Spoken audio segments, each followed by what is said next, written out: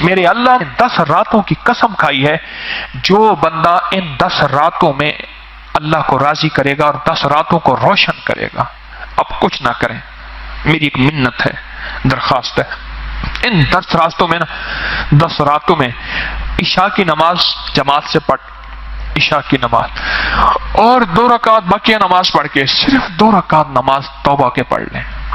اللہ راضی ہو جائے گا۔ آج امت کو توبہ کی اشد ضرورت ہے، معافی کی اشد ضرورت ہے، استغفار کی اشد ضرورت ہے، ندامت کی اشد ضرورت ہے، اور للہیت کی اور رونے کی اشد ضرورت ہے۔ 2 رکعت نماز نفل توبہ کے پڑھ کے اللہ سے ایک بات کہہ دے، مولا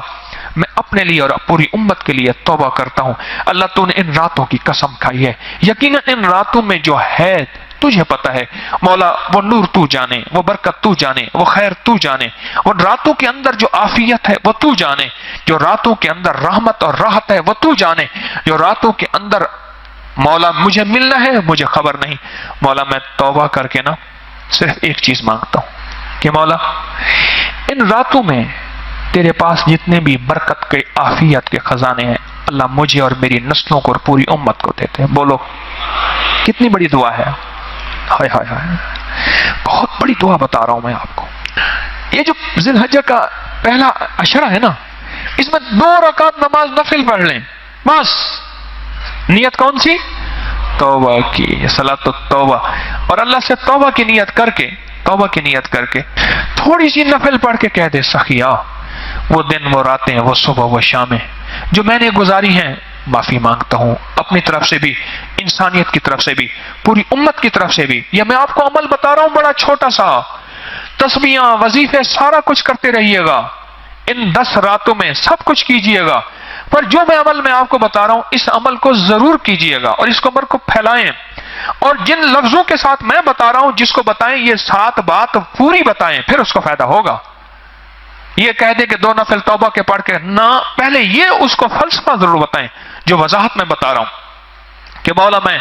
ساری زندگی سے توبہ کرتا ہوں اور ساری امت کی طرف سے توبہ کرتا ہوں اور اپنے لیے توبہ کرتا ہوں، اور توبہ کے بعد مولا میں تجھ سے توبہ کرتا ہوں، مان جا، مہربانی میری توبہ کو قبول کر لے۔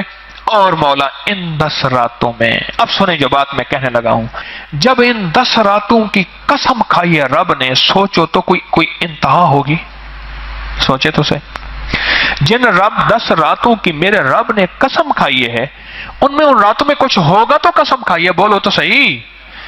قسم کھانے والا خود رب ہے، راتیں بنانے والا بھی رب ہے،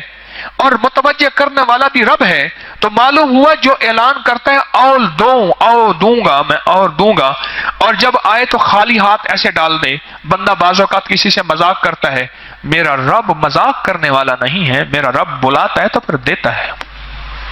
کہ مولا ان 10 راتوں میں جو برکت اور عافیت تیرے خزانوں میں موجود ہے مجھے خبر نہیں، پر دے مجھے اپنی شان کے مطابق کہ مولا تیرے خزانے میں کمی نہیں،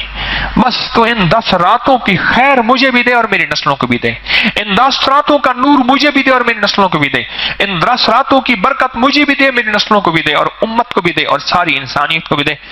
اگر میں یاد آ جاؤں تو میرے لیے بھی کر لیجئے گا، میرے لیے، میری نسلوں کے لیے، میری ساتھیوں کے لیے، تو میرا بھی تھوڑا حصہ ڈال دیجئے گا۔ ان 2 نفل کی آپ سب کو اجازت ہے، اور اگر 2 نفل کے بعد اللہ توفیق دے 3 تسبیحات کر لیں۔ پھر یہ جو 3 تسبیحات ہماری بیت والی ہیں،